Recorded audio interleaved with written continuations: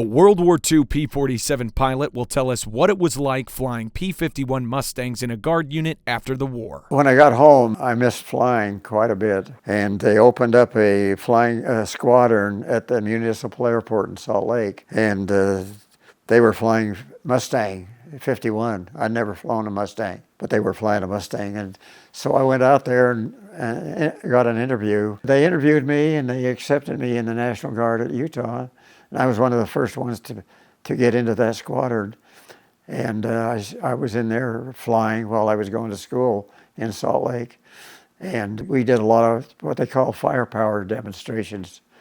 We would go and fly across the country to Texas or someplace where they had a lot of infantry people training to be in the Army. And we would go there and put on a demonstration on what fighter planes could do to support them in the war. We would dive bomb and we would strafe targets that they put out in the field. And these infantry guys would be sitting in the stands. It's almost like watching a ball game. They would watch us strafe and drop napalm and all that kind of stuff. And we would fly around the country doing that. We would check out tennis rackets at the base we were in and play tennis.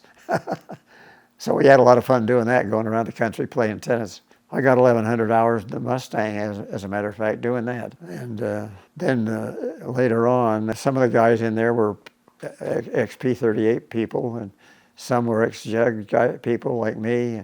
A lot of them were 51 people. We just flew all over the country, dropping bombs and playing tennis. That's what we did in the Guard.